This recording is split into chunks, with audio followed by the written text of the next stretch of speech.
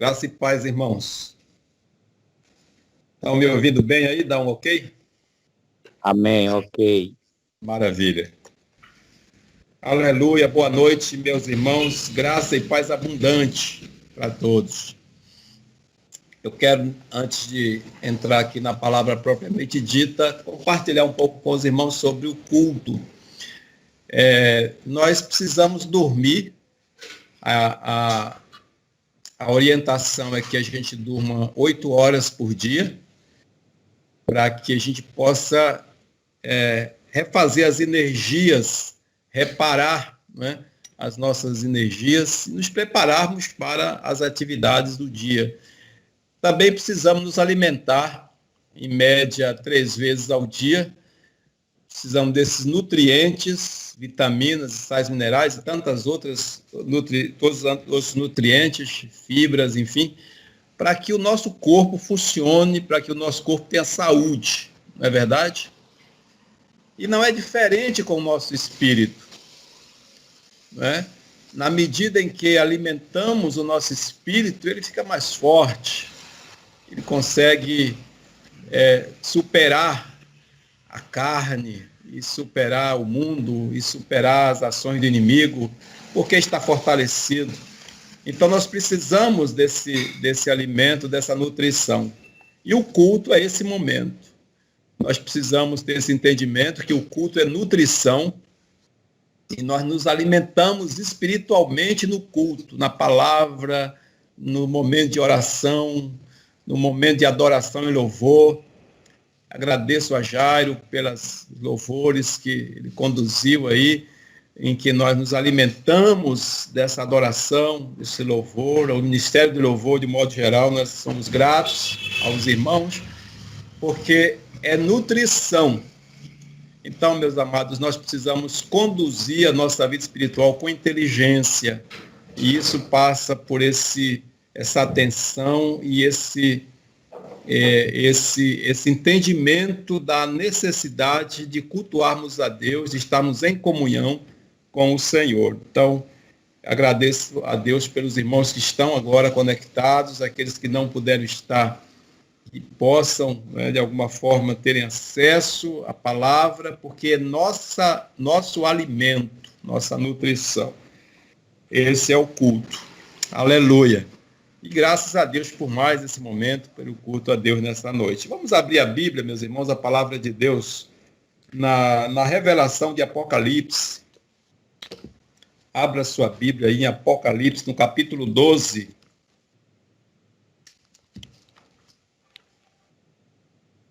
Apocalipse 12.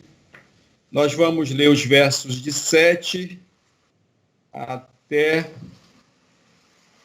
o 17. De 7 a 17. É fácil até de gravar aí a referência.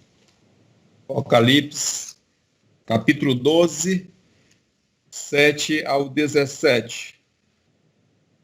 Leamos. Houve então uma guerra nos céus. Miguel e seu exército de anjos lutaram contra o dragão, ao que o dragão com seus anjos revidaram.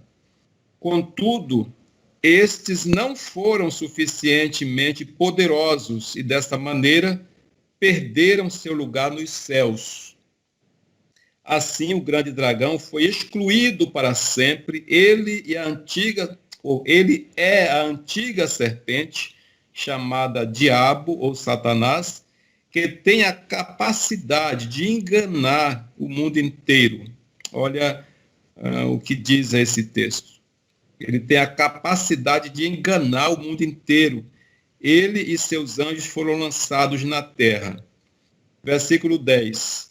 Então ouvi uma voz grave que vinha dos céus, proclamando: Eis que agora chegou a salvação, o poder e o reino do nosso Deus e a autoridade do seu Cristo, pois foi expulso o acusador de nossos irmãos, o mesmo que os denuncia de dia e de noite perante o nosso Deus.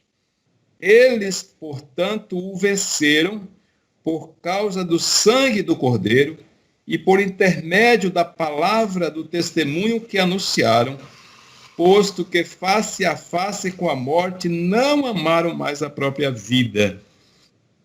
Sendo assim, celebrai, ó céus, e vós os que nele habitais. Entretanto, ai da terra e do mar, pois o diabo desceu até vós, e ele está totalmente encolerizado, porquanto sabe que pouco tempo lhe resta para seu fim.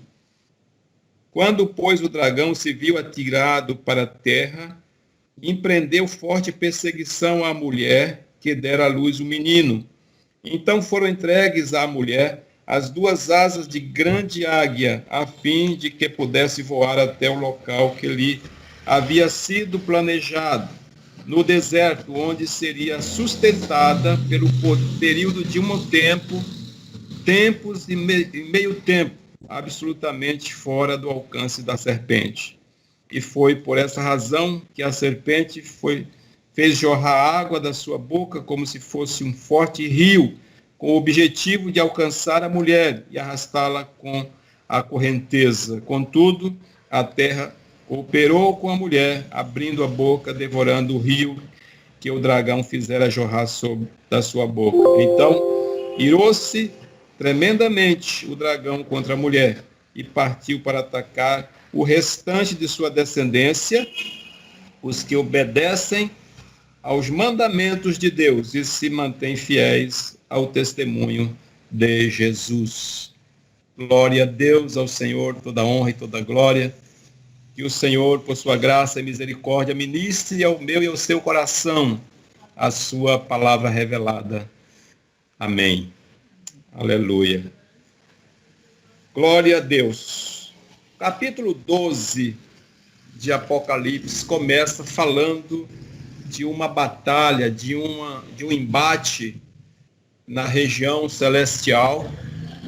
Fala de um ataque, do dragão contra a mulher. Essa mulher aparece no início do capítulo 12 como sendo uma mulher com uma coroa, onde existem nessa coroa 12 estrelas, e ela está grávida, e ela dá luz a um menino. Fica claro que a mulher aí refere-se a Israel. As 12 estrelas da sua coroa são as 12 tribos, e o menino, que essa mulher grávida dá luz, é justamente Jesus. Ele nasce entre o povo judeu, povo escolhido por Deus. Deus escolheu o povo de Israel como uma nação que seria a responsável em anunciar o evangelho para o resto do mundo. E, infelizmente, Israel não entendeu o tempo da sua visitação. Porém, a Bíblia mostra aí que há essa batalha e a mulher, que é Israel, dá luz ao menino e ela foge.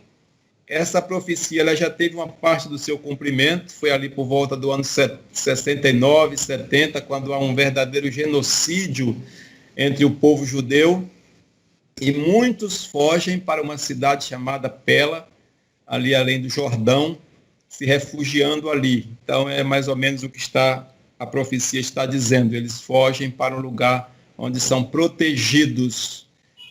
E aí, como o inimigo não consegue o sucesso contra a mulher, que é Israel, e também contra o filho, que é Jesus, a Bíblia diz aí que ele fica encolerizado.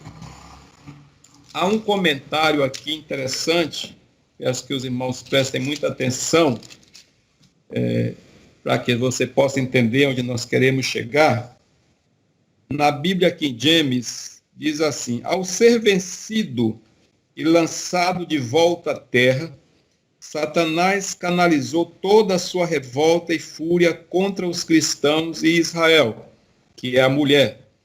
Assim, desde a ascensão de Jesus até os nossos dias, as perseguições contra os israelitas e cristãos em todo o mundo têm sido variadas e ininterruptas.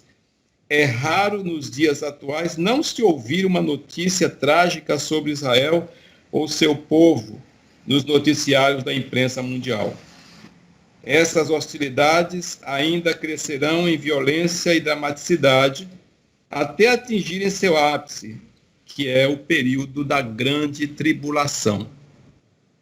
Então, meus irmãos, o inimigo das nossas almas, ele se encolerizou. Há um outro embate que acontece, não vamos entrar tanto nesses detalhes, mas quando Satanás tenta atacar Israel para destruir justamente o filho, o menino que nasceria. E a gente observa que isso aconteceu, inclusive, com aquele infanticídio promovido por Herodes, quando ele manda matar todas as crianças para tentar pegar Jesus Cristo. Porque o inimigo que está por trás de tudo isso, tudo que ele não queria era que Jesus nascesse, né? E que Jesus cumprisse a sua missão. E aí você vê a tentação lá no deserto, quando ele tenta persuadir Jesus. Você vê que ele usou até Pedro para tentar tirar Jesus do foco da sua morte. Enfim, ele fez de tudo para que Jesus não cumprisse o seu propósito salvífico. E aí, quando Jesus é levado aos céus, as profecias de Apocalipse, algumas delas ficam claro que houve uma tentativa de invasão de Satanás na glória celestial. E aí acontece justamente essa batalha novamente. Miguel, com os seus anjos, avançam contra os exércitos das trevas e derrotam novamente, e ele então volta à terra. Se você vê lá no início do capítulo 12, a Bíblia diz que esse dragão ele consegue arrastar com a sua cauda uma terça parte das estrelas. Que estrelas são essas? São os anjos que caíram com Satanás, né? O inimigo trouxe com ele uma parte dos anjos que também se tornaram seus demônios. E é o que a gente vê no mundo hoje, as ações de demônios. Jesus Cristo mostrou isso claramente quando, em várias situações, ele expulsa demônio das pessoas. Tem o gadareno lá que tinha uma legião, enfim. Então é uma realidade esse mundo espiritual, meus irmãos. O versículo-chave da nossa meditação é justamente o versículo 11, quando diz assim: eles, portanto, o venceram. Eles, os filhos de Deus. Aqui nós estamos falando dos primeiros cristãos, do primeiro século, os apóstolos. Aí quando você diz assim, eles venceram, mas aí a tradição diz que todos esses homens foram mortos de forma terrível, eles foram mártires. Com exceção apenas de João, os demais morreram. Como é que eles venceram? Não está falando da vitória física desses homens. E nós vamos ver aqui justamente isso. Então, eles venceram por causa do sangue do Cordeiro, por intermédio da palavra do testemunho que anunciaram, posto que face a face com a morte, não amaram mais a própria vida. Quero que você pense nisso, irmãos. Face a face com a morte, esses homens não amaram mais as suas próprias vidas. Então, quem esses homens venceram? Sobre quem eles triunfaram? Então, o versículo 10 vai dizer exatamente quem é o principal adversário da igreja, o principal adversário da família, adversário de Israel, adversário dos cristãos de um modo geral. Olha o versículo 10 o que diz. Então, ouvi uma voz grave que vinha dos céus, proclamando: eis que agora chegou a salvação, o poder e o reino do nosso Deus e a autoridade do seu Cristo. Lembram que Jesus diz lá em Mateus 28, 18 a 20, todo o poder me foi dado no céu e na terra. Então, ide fazer discípulos de todas as nações. Então, Jesus recebeu do Pai todo o poder no céu e na terra, e é que ele está falando isso. A autoridade do seu Cristo, Pois foi expulso o acusador de nossos irmãos, o mesmo que os denuncia de dia e de noite perante Deus. Satanás não se cansa de acusar, de apontar, de tentar, ele não se cansa. O versículo que nós lemos aí, o versículo 12, lá no final, diz assim: porquanto sabe que pouco tempo lhe resta para seu fim. Então, meus irmãos, o principal inimigo a quem eles venceram foi justamente o acusador, né? Satanás é inimigo da igreja, ele é inimigo dos cristãos, ele é inimigo da evangelização, porque ele sabe que a evangelização significa reproduzir discípulos, fazer novos discípulos. E na medida em que o reino de Deus cresce, o inferno sofre baixas, né? Então, Jesus veio para transportar o homem das trevas para a luz. A reconciliação é exatamente isso. E a igreja tem esse papel de religar o homem que foi desligado. Entendeu, irmãos? Então, o inimigo investe contra isso. Ele é inimigo da evangelização, da família, a família no projeto original de Deus. Que o inimigo quer essa banalização, né?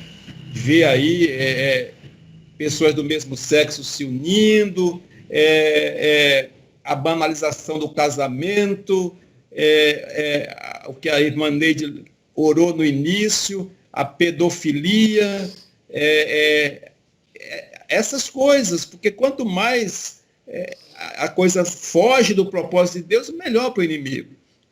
E é o que a gente vê hoje sendo potencializado no mundo. Normalmente, irmãos, a gente fala de 3 inimigos que nós temos que lutar contra. 3 inimigos. Quais são? Satanás, a carne, que somos nós mesmos, e o mundo. Embora entendamos que o inimigo ele está por trás, ele é quem promove, né? É o mentor intelectual de todos os males. Ele é a fonte de todo pecado, de todo mal, de toda perseguição, de todo sofrimento presente na terra. Satanás está por trás disso, né? Porém, ele se manifesta de várias formas. Então, o inimigo é, obviamente, o principal adversário que você tem que lutar contra ele. E quando a gente fala no mundo, o que é o mundo? O mundo, meus irmãos, é um sistema organizado, diga-se de passagem, um sistema pecaminoso, iníquo, que procura, com seus apelos e com suas propostas, levar o homem, o ser humano, a criação de Deus, para mais distante dele, mais distante de Deus possível. Então, o mundo é um grande adversário de cada um de nós, com suas atrações ilícitas. Se você olha para esse sistema pecaminoso do mundo, você vai ver que ele traz uma série de apelos, coisas que aparentemente são interessantes, que atraem, mas que são ilícitos. E aí eu queria ler com você um versículo lá em 1 João, capítulo 5, versículo 4, porque ali aparecem 2 elementos fundamentais para que você seja vitorioso ou vitoriosa em relação a esse inimigo chamado sistema pecaminoso do mundo. 1 João, capítulo 5, versículo 4. Preste atenção. João 5, 4. Todo aquele que é nascido de Deus vence o mundo. E esta é a vitória ou o triunfo que vence o mundo, a nossa fé. Quem é que pode vencer o mundo? Somente a pessoa que crê que Jesus é o Filho de Deus. Aleluia. Veja bem, o principal elemento ou a condição que nós temos para vencer esse sistema pecaminoso engendrado por Satanás, que é o mundo com os seus diversos pecados, primeiro é você ser um filho ou uma filha de Deus. Ou seja, é ser nascido de Deus. Se não é nascido de Deus, se não é uma nova criatura, não vai conseguir vencer. Porque nossas forças são insuficientes, irmãos. O homem, muitas vezes, ele tenta, mas ele não consegue. Você vê as pessoas que têm problemas com vícios, com dependência química, você conversa com uma pessoa dessa, ela fala, não, eu consigo deixar de fumar, eu consigo parar de beber, eu bebo socialmente, tá, mas eu consigo. Não consegue. Tem que ser filho de Deus, tem que ser nascido de Deus. O próprio Jesus diz assim, aquele que não nascer de novo não pode herdar a vida eterna. Continua no pecado, continua na velha natureza, continua no sofrimento, continua sendo usado e preso pelo inimigo. Então, a primeira condição, aqui está claro isso, quem é que pode vencer o mundo? Somente aquele que crê que Jesus é o Filho de Deus, ou seja, quem é nascido de Deus vence o mundo. Esse novo nascimento é a regeneração em Cristo. Se alguém está em Cristo, nova criatura é. As coisas velhas passaram, tudo se fez novo. Então essa batalha, você pode até vencer outras lutas. Você pode vencer um oponente físico, você pode vencer numa disputa, numa competição esportiva, você pode vencer numa concorrência, você pode vencer, mas espiritualmente, preste atenção nisso, espiritualmente falando, para vencer Satanás, os demônios, o inimigo, só nascido em Deus. Somente. E o segundo elemento que aparece aqui em João é a nossa fé. Ou seja, esse escudo que aparece lá em Efésios capítulo 6, versículo 10 em diante. O escudo da fé com o qual podeis apagar todos os dados inflamados do diabo. Satanás tem dados inflamados. O que é um dado inflamado? É uma flecha em chamas. É um dado aceso, que além da força com que ele é arremessado, ele vem em chamas, e aí para poder atingir o alvo e causar um estrago tremendo. Então, o que é que a fé faz? A fé, ela destrói esses dados. E aí o versículo 5 diz, crê em Jesus, a fé em Cristo, desfrutar de Cristo. Aleluia. Se alguém me pergunta, pastor, como é que estão as coisas? Está tudo bem, meu irmão. Eu não estou dizendo que não existe nenhum problema, nenhuma dificuldade, que está tudo maravilha, tudo azul no hemisfério sul, né? Que nós estamos vivendo em um mar, em um céu de brigadeiro, não é nada disso. Mas eu estou dizendo que nós desfrutamos de Cristo, que nós temos a paz de Cristo, que nós vimos hoje pela manhã, que nós temos a bênção do Senhor. Aleluia. E debaixo da bênção do Senhor, você é mais que vencedor. E esses irmãos venceram usando esses recursos, usando esses elementos. Primeiro, nascido de Deus, e segundo, a fé. Então, esse é o mundo que você precisa vencer, com esse sistema pecaminoso. E o outro inimigo também, que é arquitetado por Satanás, é a nossa carne, irmão. Nosso eu. O que é a carne? A carne é a natureza adâmica, essa natureza caída. Essa semana eu conversava com um rapaz que está lá trabalhando na igreja. Eles terminaram na sexta-feira, praticamente, e aí eu, achando que talvez não encontrasse mais com eles, eram dois que não são cristãos. Então eu falei, antes da gente concluir aqui, eu não sei se eu vou ver mais vocês, mas eu preciso falar com vocês, eu preciso dar uma mensagem para vocês. Nós sentamos, e aí parou um pouco ali o serviço, e nós conversamos por um período muito bom, eu passando o evangelho para eles, e aí um deles é fumante, e eu falava para ele, meu irmão, olha, quantas coisas esse mundo traz para satisfazer os desejos da nossa carne, para alegrar a nossa carne, para atender a nossa carne, mas passa logo e você tem que buscar novamente, você tem que acender outro cigarro, você tem que usar outra droga, você tem que beber outra dose, porque o efeito vai embora. Mas aquele de Jesus que beber da água que eu lhe der jamais terá sede, porque Jesus é a nossa fonte inesgotável. Então, meus amados, a nossa carne, essa natureza pecaminosa, caída, ela gosta do quê? Dessa zona de conforto aqui, dos prazeres, do comodismo, da preguiça, da inércia, porque acomoda-se em tudo isso. E a gente não tem dificuldade para ver o que a Bíblia fala sobre isso. É só você abrir, por exemplo, aqui em Gálatas, todo mundo conhece. Quais são as obras, as características dessa natureza pecaminosa? Como é que ela se apresenta? Como é que ela se revela? Olha aqui. Gálatas 5:19 traz 15 manifestações ou características dessa natureza pecaminosa. Quais são? Vamos lá? Versículo 19, capítulo 5. Ora, as obras da carne são manifestas. Elas são manifestas. Elas não são ocultas, elas não são implícitas, elas são explícitas. Você vê. E são essas aqui, ó.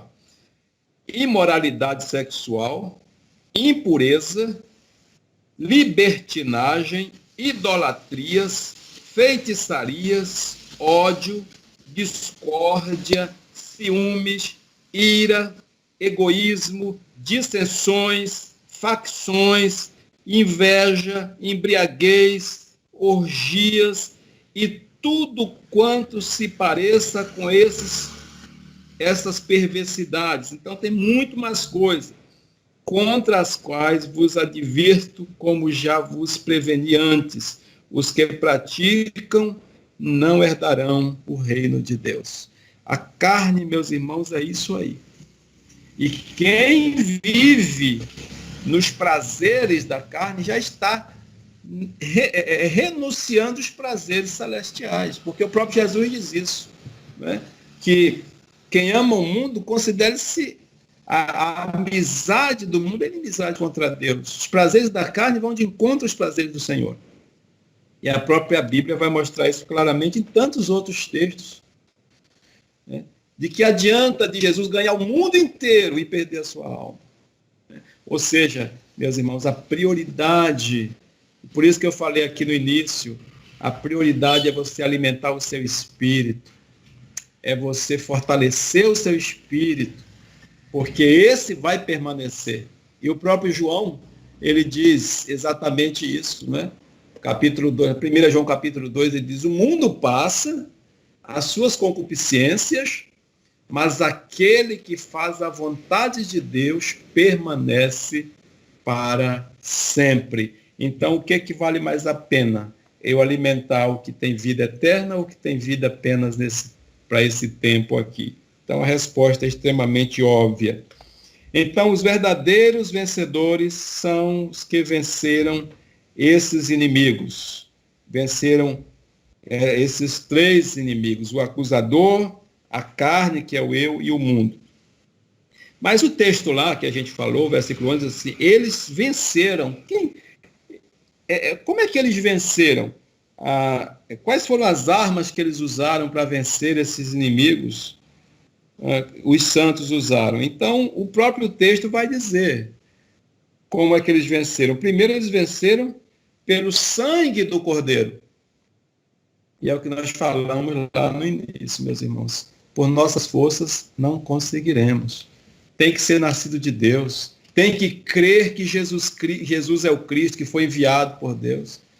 Tem que crer no poder do sangue de Jesus, que é que te capacita. Não é você. A salvação não é meritória, nunca foi meritória. É o mérito de Jesus. Não é a minha obra, é a obra dele. Entende? Olha o que diz também na epístola de João. 1 João capítulo 1, versículo 7. 1 João 1, 7. Se, no entanto, andarmos na luz como ele está na luz, olha só, no entanto, se andarmos na luz como ele está na luz, Deus está na luz, Cristo está na luz, e temos que andar na luz, temos plena comunhão uns com os outros, e o sangue de Jesus Cristo, seu Filho, nos purifica de todo o pecado. Todo o pecado, todo. Não é um pedaço, não é uma parte. O sangue de Jesus faz a obra completa. É o teletestai, não é? Está consumado. Jesus falou no Calvário antes, a sua última palavra no Calvário, na cruz, está consumado. A obra está completa. O sangue de Jesus nos purifica de todo pecado. Então foi por isso, pelo sangue de Jesus, que esses irmãos venceram, que os apóstolos venceram, que os cristãos do primeiro século venceram, que os pais da igreja venceram. Muitos deles foram queimados, muitos deles foram lançados aos leões famintos na arena, muitos deles foram decapitados, crucificados, mas eles venceram pelo sangue do Cordeiro, e vencer aí significa não negar a fé, não negociar os valores cristãos, permanecer firme até o fim. Aleluia! E essa é a vitória que vence o mundo. E foi isso que esses irmãos fizeram, eles venceram pelo sangue do Cordeiro. Mas tem outra palavra que diz aqui, ó, pela palavra do testemunho que deram.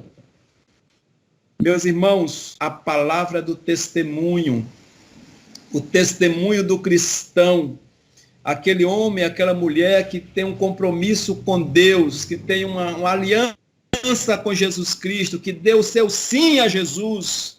Então são testemunhas fiéis, isso fala de lealdade, de fidelidade. Em meio a tantas provas nesse mundo, meus irmãos, existem irmãos nossos no mundo que estão passando por provas terríveis, mas eles permanecem firmes com Jesus. São testemunhas fiéis ao Senhor. Glória a Deus. Isso é maravilhoso. E eu queria ainda, sobre essa palavra testemunha, existem duas testemunhas que eu queria que você gravasse isso no seu coração. Duas espécies de testemunhas que a Bíblia nos mostra. Uma testemunha é que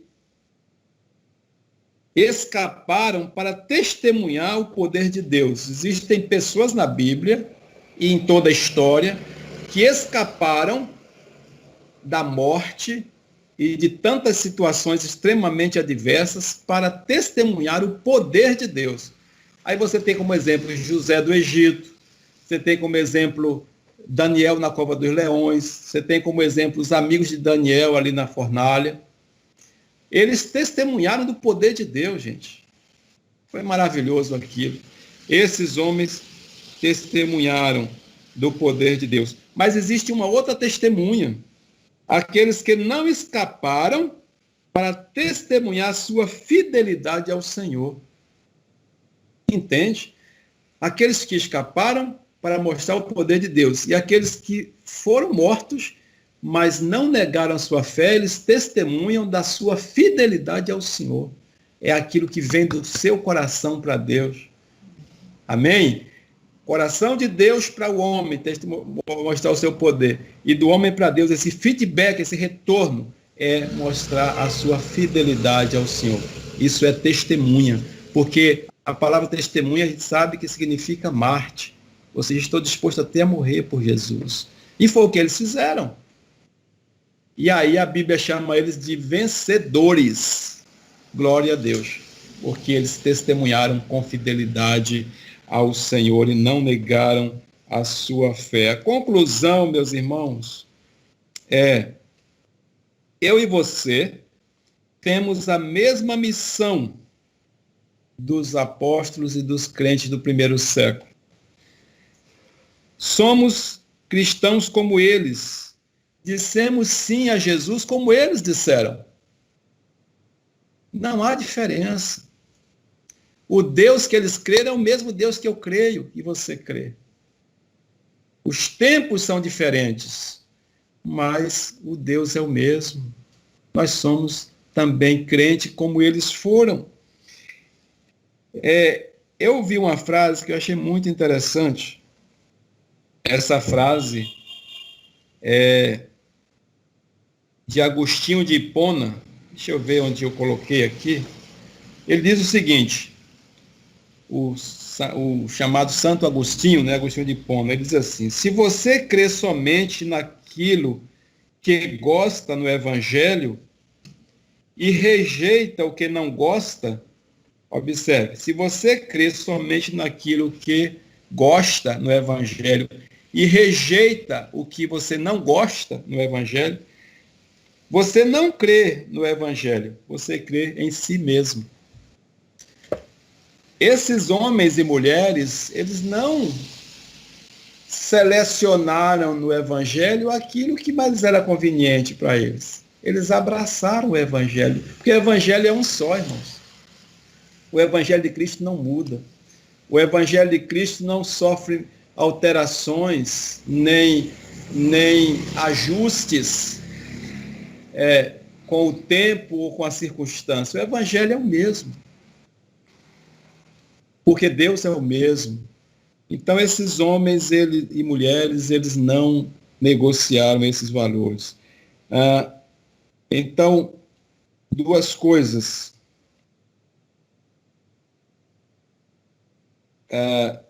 Que a Bíblia fala, que a gente conclui aqui, dizendo o seguinte: há duas armas que aparecem também lá em Efésios, e a gente já falou sobre elas, sobre uma delas, que é a fé, como escudo da fé, e a outra é a espada. São duas armas que nós precisamos usar. A fé é uma arma de defesa, tá certo?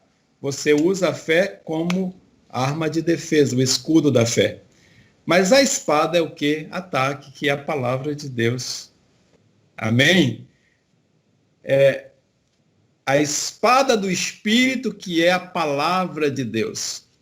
Faça uso dessa espada. A sua espada não é de metal, a sua arma não é arma branca, nem arma de fogo. A sua espada é a palavra de Deus. Foi a palavra, a arma que Jesus Cristo usou contra o próprio Satanás. Então pregue o Evangelho, se defenda com a fé que você crê no Senhor, sabendo que você tem Cristo na sua vida para desfrutar dele, mas a sua arma de ataque tem que ser não a sua palavra, é a palavra do Senhor. Amém? E assim você será também um vencedor, uma vencedora, como esses irmãos foram. Eles venceram pelo sangue do Cordeiro, pela palavra do testemunho que deram, e não amaram as suas vidas até a morte. Louvado seja Deus.